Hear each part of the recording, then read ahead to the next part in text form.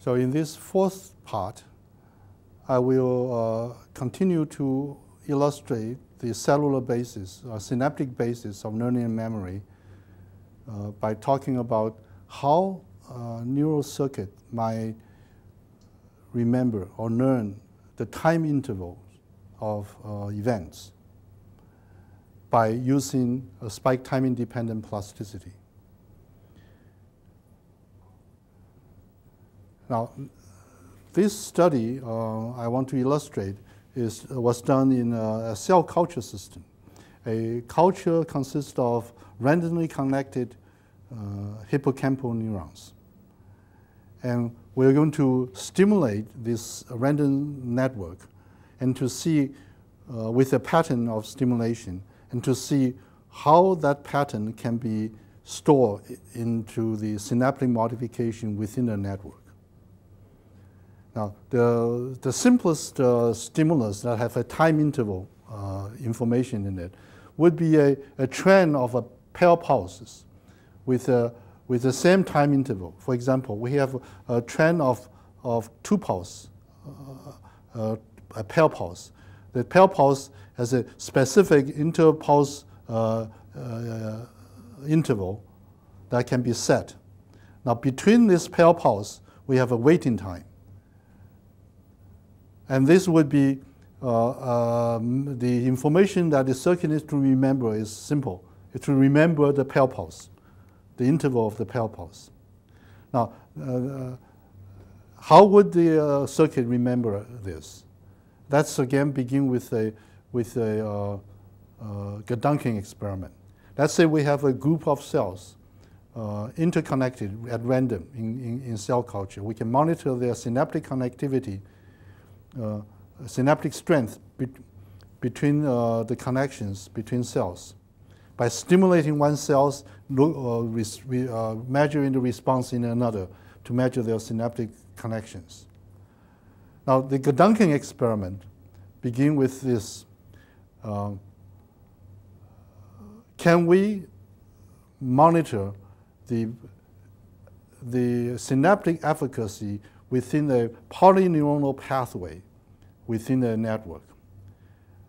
Experimentally, we know that if we stimulate one cell and record it from another cell within a group of cells connected in the culture, what we can detect is the following.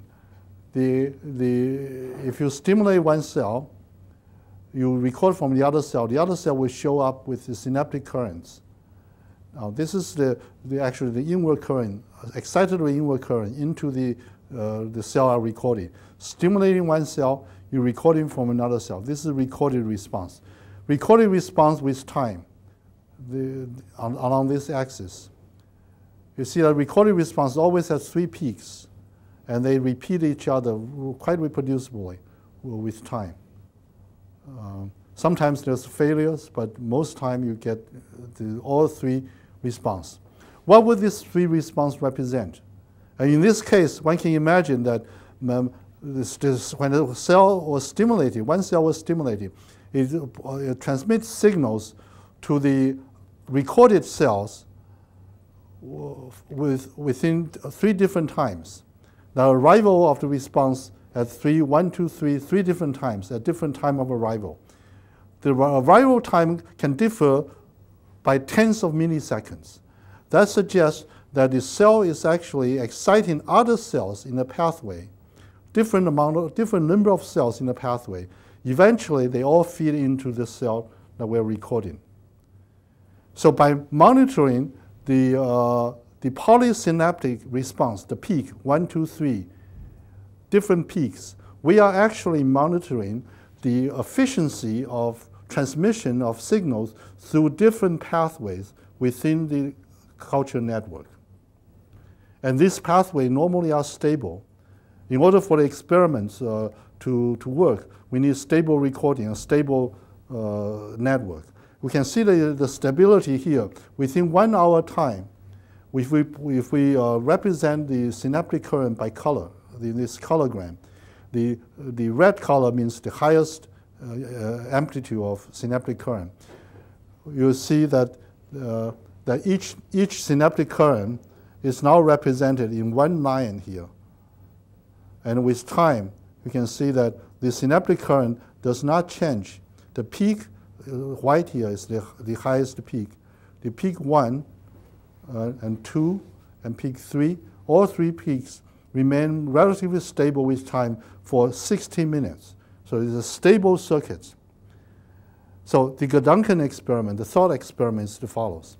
So now if we give a 2-pulse to this circuit in a stimulation, if we stimulate the cell with 2 pulse, a pair pulse, 1, 2, this is with an interpulse interval of a fixed interval that we decide. That's the information we want to give to the circuit. So the first pulse, the red arrow here, the first pulse would be a stimulus to cell 1. And what one can record, after the time delay in a distant cell, one can detect 2 events. Let's say one event is a subthreshold synaptic potential. And the second event is through a different pathway with a delay that gives the excitation of action potential, a suprathreshold excitation. So a single pulse in cell 1 produces 2 signals at a recorded cell, a depolarization and a spike. So now if you do the second pulse that comes in the blue arrow with a interspike interval as shown here, the blue arrows now produce again a subthreshold depolarization, blue action potential here. So now you see if the interspike interval is happened to be a right interval, the blue depolarization, EPSP produced by the second pulse, may fail before the action potential created by the first pulse. So you have a situation of pre-synaptic input occurring within a time window of 40 milliseconds before the spiking of the postsynaptic cell. So before post, this synapse will be potentiated. You get an LTP. Now imagine, if we extended this interpulse interval to a different length, then you might have a different overlap of the first events. For example, the blue pulse induced EPSP may fall behind the action potential created by the first pulse, the red pulse. Now you have a postsynaptic spiking before presynaptic spike input. Post before pre, this blue EPSP will be depressed. This is a spike time independent plasticity. So different interpulse interval will create at the same synapse a depression rather than potentiation, as in this case. So now this is only a thought experiment that could happen. If the spike time dependent plasticity is happening, which we show in this culture system, they do happen in this culture system. So we would predict by this timing differences, a pale pulse, depending on the interval of this pale pulse, you can create either LTP or LTD of the synapse on a distant target cell within the circuit. Right? So this is the basic idea. Let's see if we can show this, that the circuit can actually remember this. So we call this a pathway remodeling induced by pale pulse stimulation. So here's a simple experiment. So you stimulate a presynaptic cell, and then you record the response in a postsynaptic cell. Now, in this experiment, we are drawing a presynaptic cell stimulation and recording from postsynaptic cell.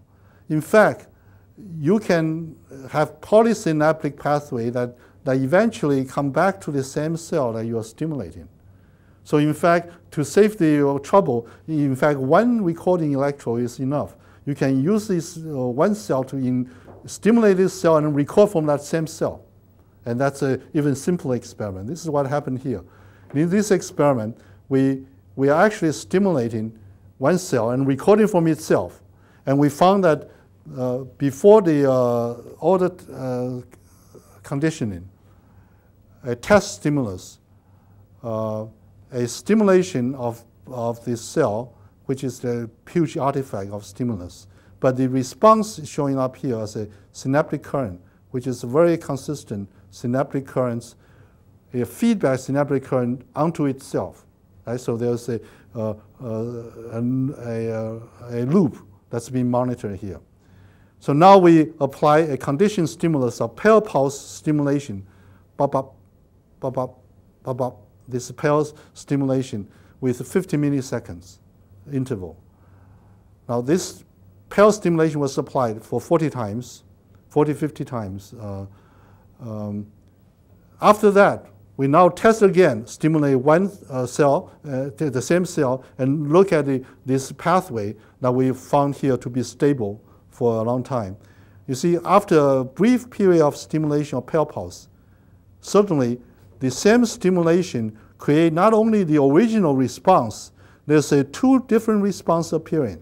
As two peaks show up in the response. The two peaks represent what?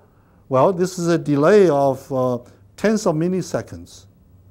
That means this represents two different pathways that are activated after pale pulse stimulation, that activated and feedback to the same cell you're recording.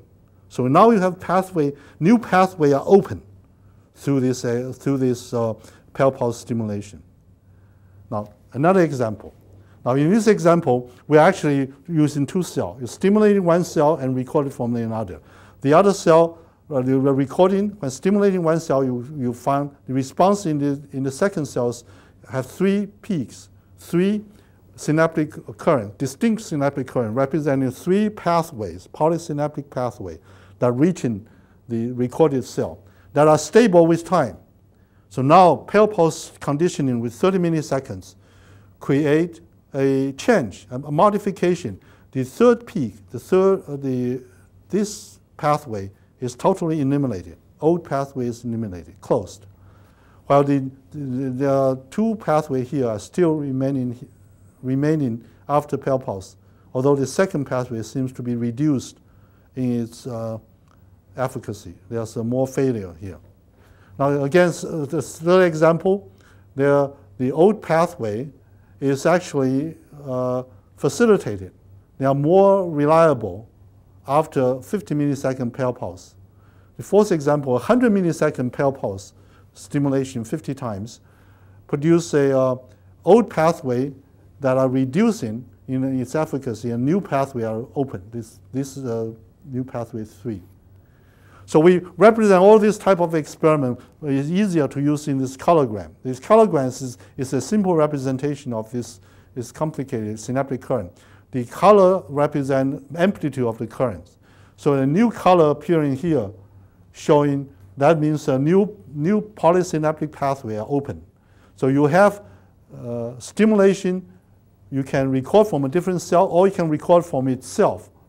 Right? So this is a stimulation recording from the same cell. They are starting with a pathway. For example, here you have two pathways to begin with, two peaks. And then with a certain stimulation, with a 40 millisecond stimulation, new pathway, 3 and 4 are open. And that pathway open gives you these new peaks that are appearing here, 3 and 4. Right? So, but if you do a different 60 millisecond pale pulse, even the same 50 pairs, you produce no change, no persistent change, a transient change of a transient opening of some pathway, but then disappear. It still return to original state. So a switch in the state of a new pathway that are persistently open, specifically by this 40 millisecond pale pulse. So that indicates that the interval, the circuit is now memorized in 40 milliseconds by changing its synaptic strength in these two pathways, so that they can now conduct signals. Now, the same thing here, 100 milliseconds doesn't work, 50 milliseconds worked, and 20 milliseconds, no change. So all this experiment, eventually, one can test how many new pathways can you open. What is the probability of changing pathways? The probability of changing pathways shown here in this graph is pretty high for interpulse intervals spreading from tens of milliseconds to 200 milliseconds.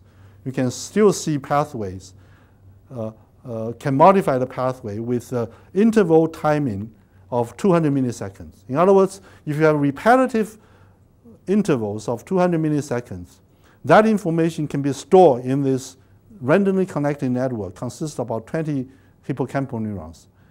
By changing the synaptic strength among this group of cells, some potentiation, some depression, stored in different places, a distributed memory storage within the network. Now this is LTP and LTD, and we show, in fact, recording directly that there's long-term change in plasticity, changing in the synaptic strength. In fact, they're also APV dependent, NMDA receptor dependent. If you block NMDA receptor, the red dot here, the probability of changing is greatly reduced. So this is an example that the circuit can memorize informations up to 200 milliseconds. So now, what is exactly changing in the cell? It's hard the culture model system is a model system. Right? What we really need to have is in vivo in the brain, in intact brain, can ensemble a group of cells by changing their connectivity to store the information from the sensory experience. So now we come back to a retinal tactile system to look at group of cell firing in the retinal tactile system. Now, we used Xenopus tadpole before, but Xenopus tadpole are not very good it's good for recording individual cells, but not good for looking at many cells. For that, we need imaging a tissue that's more transparent, such as a zebrafish, for monitoring activities within the cell, so using optical methods. Now here is a group of optical tactile cells, hundreds of cells, labeled with calcium-sensitive dye that can reflect the calcium elevation in the cell in response to spiking or firing of the cells. So calcium signal is a representation directly proportional to the number of spikes fired in these cells. So by looking at the calcium signal, we can monitor the activity within this ensemble of hundreds of cells.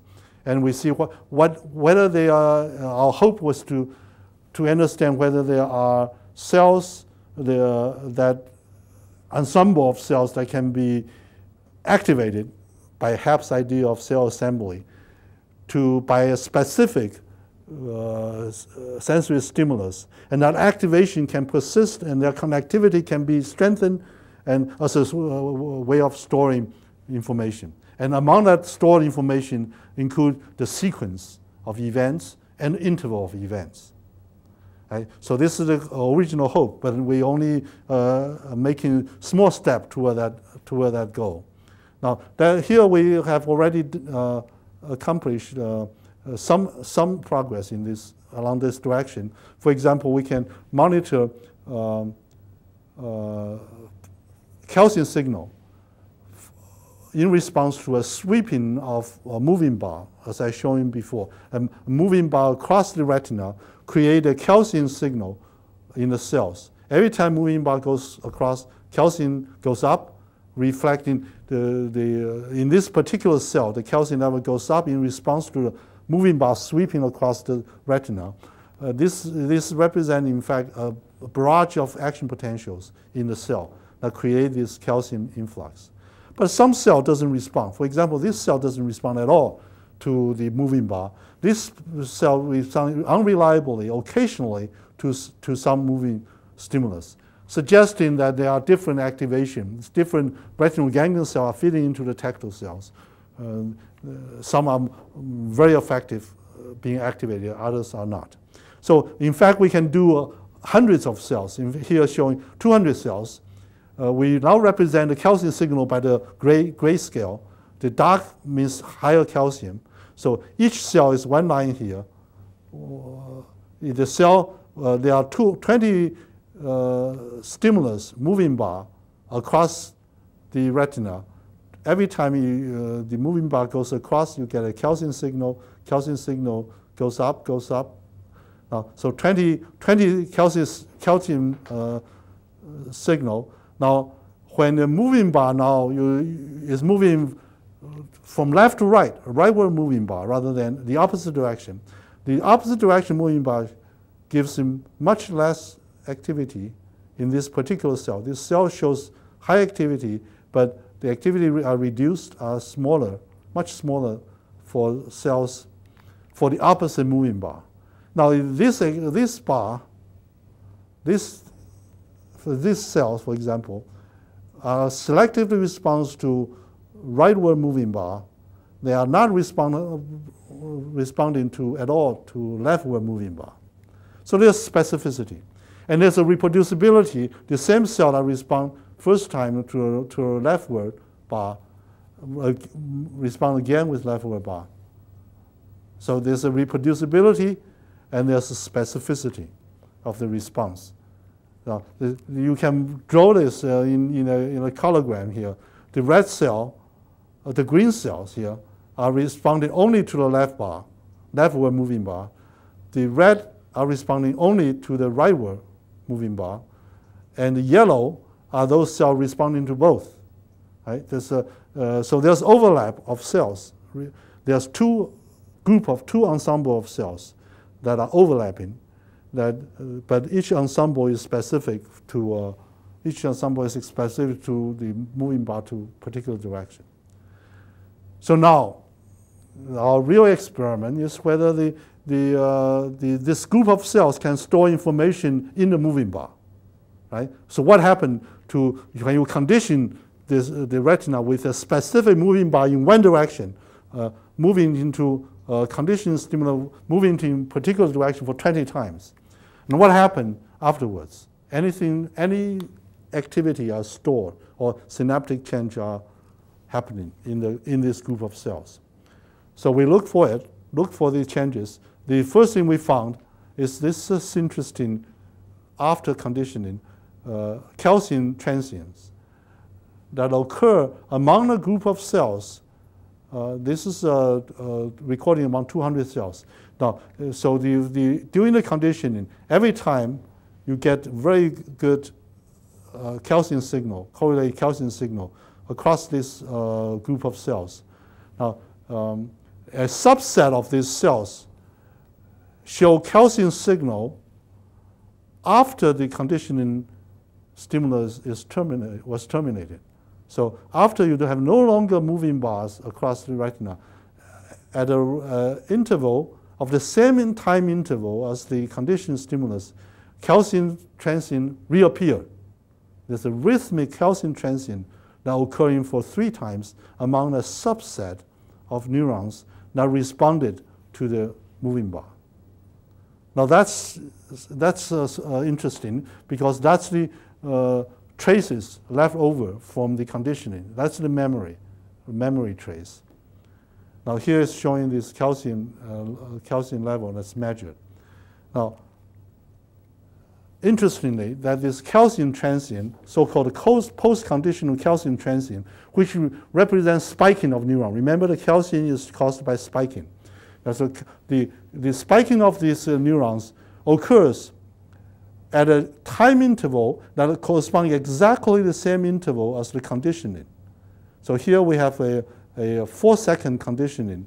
The last four conditioning stimulus after last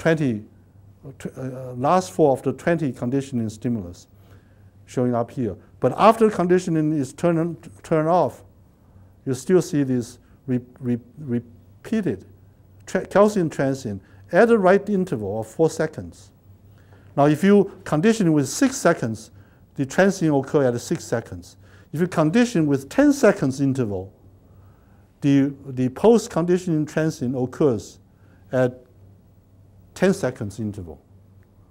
right? So the system remembers the conditioning interval by repeating the same spiking among this group of cells, a subgroup of cells, of the ensemble cells. So here's the histogram showing the clearly concentrated rhythmic activity that fits with the, in a spontaneous activity, it doesn't show this. There's no, when there's no conditioning, the spontaneous activity shows no rhythmic activity. But the rhythmic activity at 4 seconds, 6 seconds, and 10 seconds occurs after specific conditioning of a particular interval. Now the time duration of this, reappearance of rhythmic activity is limited. It's only 20 seconds or so. Right? So in this case of 10 seconds conditioning, it'll repeat it twice, occasionally 3 times, but mostly within the first 20 seconds. But you get more repetition if you have a 6 seconds interval. So you have more cases up to 18 seconds. You can see calcium transient. Then it disappears. So it's a short-term memory. So this reverberatory ensemble activity are stimulus specific. So leftward moving bar creating rhythmic activity among this group of cells, but the rightward moving bar is creating a reverberating activity on a different group of cells, not the same group, right? So this is the same set of 100 cells that will monitor their rhythmic activity afterwards. So what does this mean to the animal? What's the use for the animal to remember this rhythmic activity? So we can, the zebrafish has this nice thing that we can do behavior. If we immobilize the zebrafish on the stage, where we can monitor using agar, transparent agar, immobilize the head, but allow the tail to flip around. We can monitor the activity in the brain. At the same time, we can monitor the tail flip, which is an indication of the motor activity that drive the swimming drive the escape behavior of the zebrafish. So here we found that interestingly, you can use this moving bar or flashes of light to trigger the escape behavior of the fish. And this is pretty reproducible. If you're conditioned in this case with the flashes, every time you do a flash, the tail would flip. This is a sequence of flipping of tail. And you can monitor the tail flip with this quantitatively, right? This by the curvature of the tail. So here's the curvature of the tail, that every time the flash is on at a 6-second interval, you have a tail flip. More or less reproducibly, 60% of the time you get tail flip reproducibly. So now the interesting experiment happens when you stop the tail flip, stop the flashes at this time. And after the flash is terminated, this is the last flash, you find 2 more tail flips occurring right at the 6-second intervals after the termination of the conditioning stimulus. So fish remember to behavior. This memory of this interval of conditioning are reflected in a visual motor behavior of the zebrafish in their escape behavior. Now, in the absence, no light stimulus, they remember this and they flip the tail. So I have a movie for this, which shows this last 4 conditioning stimulus that cause tail flip. And I will use a sound to represent the timing of the flash. And the fish didn't hear the sound. This is when making the movie, I put a sound to indicate the timing of the flash. So go ahead. So we'll see the last 4 tail flip created by that's the sound, that's the flash. So the tail flipped. Another 6 seconds, tail flipped in response to the flash. Flash. Notice that they start to wiggle even before the flash is on. They remember that, see? The flash. So the end of the stimulus, a conditioning stimulus. Now 6 seconds later, it flipped. Another 6 seconds. So in the absence of conditioning, the fish actually remember the 6-second interval and then flip again. So there's a reason for this memory, for their escape behavior. It might be useful in their natural environment. So finally, this is the post-conditioning, the tail flips also occur at the conditioning stimulus. Depending on the conditioning stimulus, they flip at right time. And the tail flips are correlated, has a high correlation with the calcium signals recorded in the tectum. Now this doesn't suggest that, doesn't prove that the calcium signal or the spiking is responsible for the tail flip, but there's a tight correlation. This is the first stage where the sensory information is processed. There's a memory there in the tectum that are correlated with their behavior response. So it's likely they are related. Now, this correlation can be shown here that for those calcium events, there's a high, during the conditioning stimulation, there's a high correlation between the tail flip with calcium event and calcium event with tail flip also have a high correlation. And this correlation persisted for 30 seconds. The first 30 seconds, you still have a high correlation between the calcium events and the tail flips. And the amplitude of calcium events is actually with the tail, for those with tail flip, the calcium events higher, significantly higher than those calcium events, correlated calcium events with no tail flip. So all this shows the correlation of the activity in the tectum and the behavior of the system. So now, how is the spike time independent plasticity involved here? Now, the memory appears to only last for 20 seconds, very short term. We have not yet pushed that time by using, to see whether that time can be pushed for a longer duration by giving different type of protocol. It's possible that this shorter memory can be stored, consolidated into more long-term memory. And that long-term memory, that consolidation may require changes in the synapse. And at this moment, we only know that in these tactile circuits, there are phenomena associated with the memory of time interval of conditioning, rhythmic conditioning stimulus.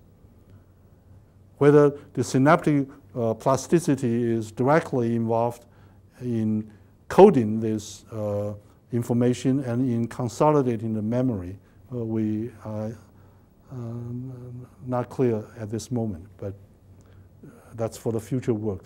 So to summarize this part, I have shown 2 examples again.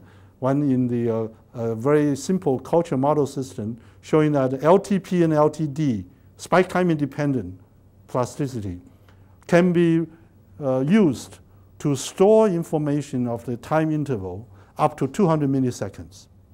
Right? So this is a very simple system.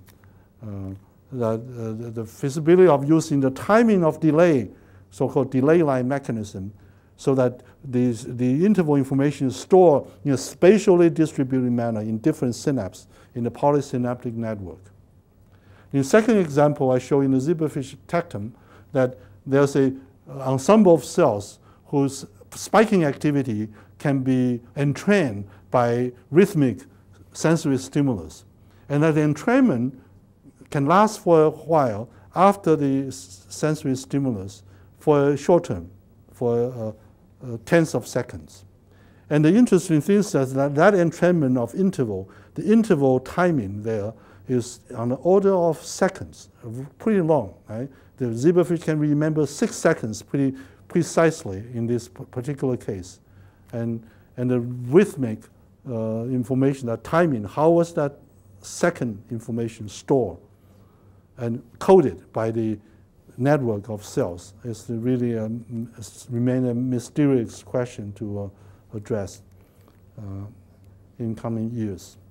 So I'll stop here and thank you for your attention. And I want to give credit to people who have contributed to the last 3 parts of my talk, the experimental part, that including all the people that used to be in my laboratory, colleagues in my laboratory at UCSD and Berkeley and Shanghai. And most of them have left and find a position elsewhere. And 2 students in Shanghai are still working in the lab on the primary visual cortex sequence learning. And I have depend on this work with collaboration with colleagues Yang Dan and early work on Xenopus tadpoles with Kristen Holt and Bill Harris, and more recent zebrafish work with Henrik Bayer. Thank you.